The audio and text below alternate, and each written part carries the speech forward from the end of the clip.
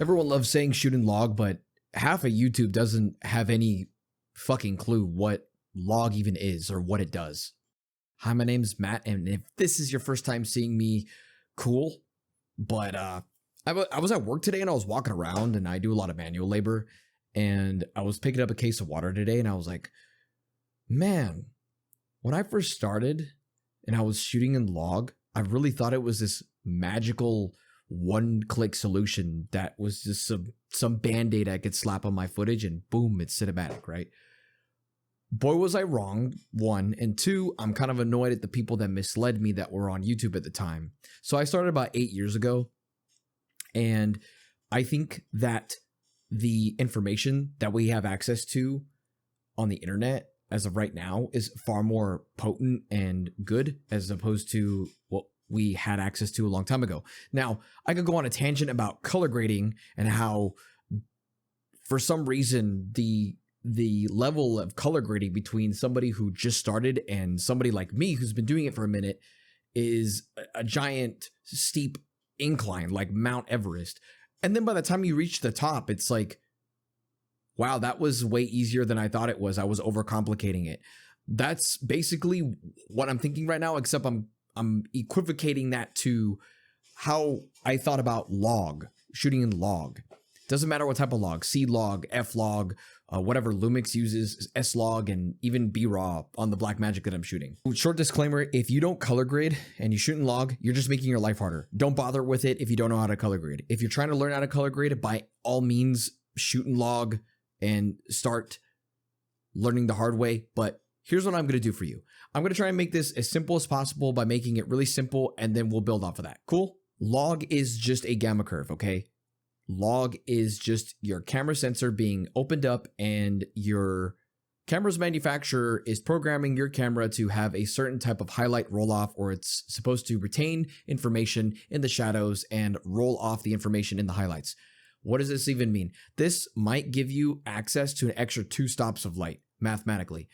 And to put that even simpler, that just means that your camera will have a lot more steady, nice looking roll off between the shadows and the highlights. Like on my face right here with this lighting I have going on, the borders between the shadows and the highlights would have a harsher transition if I was shooting in a Rec 709 format, which is basically what you see when you watch TV, standard broadcast stuff. You could record that straight in your camera, okay? Another thing that I was really frustrated with when I saw people talking about log a while back on YouTube was there were guys that were adamant about overexposing. Now, you're not really overexposing when you think about it, because your camera's more tolerant of light, right? So if it's more tolerant of light, you're just going to let more of it in. I mean, it's simple, right? So just because it's more tolerant doesn't mean you need to let more in all the time. Sometimes there's a lot of light hitting your camera, and the log helps it process all of it. Now, if you read your multimeter, and I've been over this in the past, I think I made an Instagram video about it. I don't think I published one on YouTube, but I'll just reiterate myself right now. If you are looking at your multimeter to set your exposure, it has a tendency of lying to you because it's sampling the entire image. That multimetering system is tuned for shooting in Rec 709 or broadcast. So when you apply the log curve to it, not only is it inconsistent, but it tends to not really be accurate.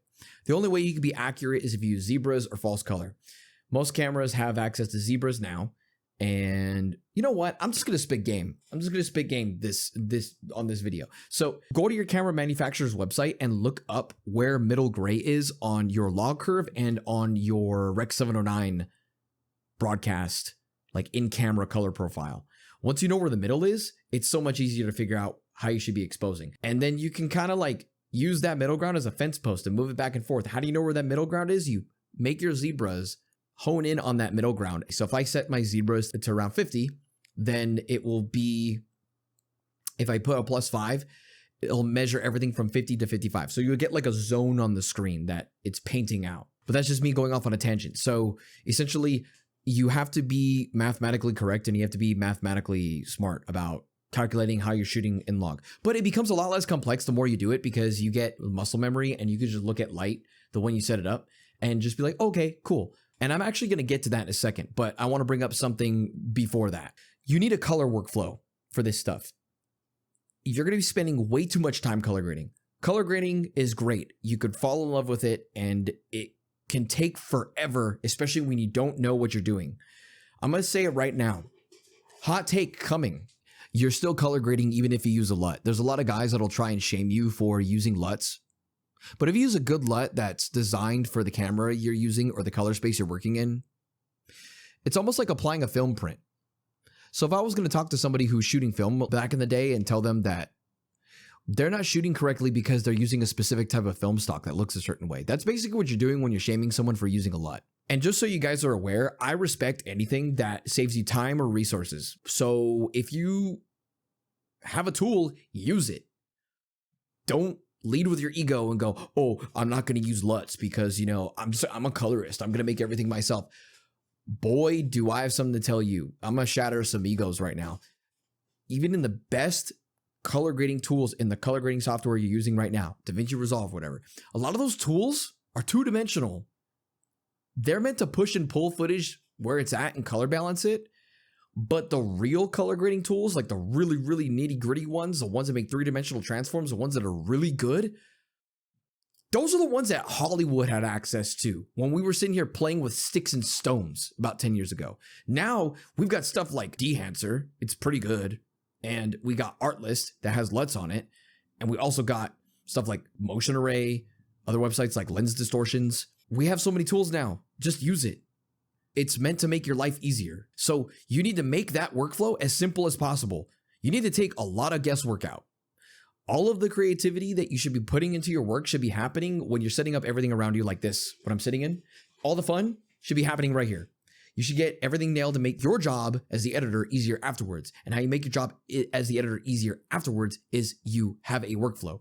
Okay. I can't tell you what the most ideal workflow is, but if it works for you, cool. If it looks cool, cool. Art's subjective. But also, LUTs are more like seasoning. They're not the whole damn recipe. The whole recipe is going to be how you set up your lighting and your gear you're using. Every creative choice you make, that's your dish you're preparing. Okay. Here's another point. Log does not fix bad lighting. I know people have said it. This needs to be very, very clear. If you just started and you're shooting in log, you're going to figure out real fast that despite your camera being so tolerant of higher camera exposure or different light sources bleeding off different when you're shining it into the camera lens, behind you, all this other stuff, it might look a little bit more aesthetic, but it's going to become really clear if you don't light up with intent or use your surroundings very well, it's not going to save your footage. Because guess what? All roads lead back to Rec 709. So you're still going to end up putting the footage through your pipeline and putting it in Rec 709. And by the time it makes it into Rec 709, your footage might still be just as abysmal as if you missed your exposure when shooting in broadcast. So nothing's going to save it. The only way you can really extract the most out of log footage, let's just throw raw in there too. Raw footage is if you have all this intent locked down, if you know how light works, and lighting a scene is really, really confusing. A lot of people overthink it. I might make a separate video trying to boil it down. There's just so many different ways of doing it, but I'm gonna go back to what I said. If it works for you, fantastic. If you think it looks cool, fantastic. Just keep trying and failing if you have to. That's how I learned. But I'm just trying to warn everybody that a lot of the voices that are on the internet are in fact just a bunch of blatant, like disgusting noise that you shouldn't be listening to. You shouldn't listen to me. You should be critiquing me. You should go on Google and look up anything I'm saying, you know, just to be sure.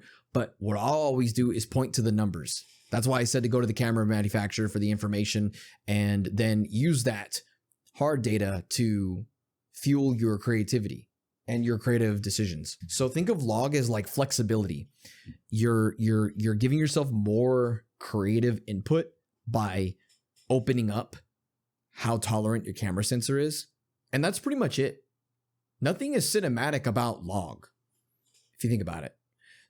And if you don't shoot in log, that's fine too. You can still make things cinematic even if you don't shoot in log. I don't know what the craze was why everybody was trying to, you know, optimize for, oh, like you have to have this ISO so you don't get noise, or you know, you got to shoot at f1.4, or you got to overexpose by 2 stops. It's all horse shit. And for instance, right now, like I film most of my stuff at f4 now. And all YouTube was telling me to do was shoot at f1.4. I'm not afraid to crank my ISO to like 3200 or something. YouTube was saying, oh, you got to shoot at a low ISO. Did you know that that is not only false, but if you shoot at a low ISO, you're losing information in your shadows? And I only learned that from a guy who was way more experienced than me that was doing this for much longer. Meanwhile, we have all the mainstream types of guys, and I don't want to name names, but I've come across my fair share of guys that just don't make any sense. And I'm angry because I got misled. Because honestly, it was just a pipeline of me of them trying to convince you that you're not good enough, so you got to buy stuff. That's what it feels like now that I look back on it. But now I'm here telling you that basically that tool that your camera has is just something else to give you more creative input. It also doesn't mean you're not professional. I don't know who even said this, or people just feel like they're not a real cinematographer or videographer if they don't shoot in log or they don't color grade. Dude, it's not that important. It makes a huge difference, but don't like put that weight on your shoulders. It comes with time. I'm here to save people time when it comes to this stuff. By the way, I actually do Discord calls and stuff. So you want to talk to me about this stuff personally? I do personal private Discord calls. I'm not shilling myself or anything. I mean, I charge for it, but I try and make it so that people don't have a painful time trying to learn any of this stuff. Okay. I've been doing it for a while and I know how difficult it could be. So I have a closing checklist. Check this out. I made some notes. So before you shoot in log, ask yourself real quick, do I know how to expose this? Do I know how to transform this to Rec 709 properly? And do I need the dynamic range in the scene that I'm currently shooting? If the answer is yes to all that, go ahead and shoot in log. Don't listen to the YouTube gurus. Don't listen to and Instagram's a real big offender on this because the least sophisticated people end up on that platform for some reason. I don't even know why I go on that app every now and then. I go to post some of my work and then I just see guys talking about stuff that they have no clue what they're talking about. And just because they say it with confidence, everyone believes them. Okay, so I'll leave you guys with one simple, honest truth before I go. If you don't understand how color works, log won't save you. It will expose you. When you use a tool you don't truly understand, it's going to make it very easy to identify on your behalf that you don't know what you're doing. No shame in failing, but projecting that you are using this and it somehow makes you valid doesn't make much sense. We'll have a talk some other time about how I have my workflow and stuff. I might break down the entire setup that I'm doing right now. Yeah, I think I might do that. You guys let me know in the comments if you want to see that. Other than that, well, I guess I'll see you guys next time, and I'm going to keep posting whatever I want. Cheers.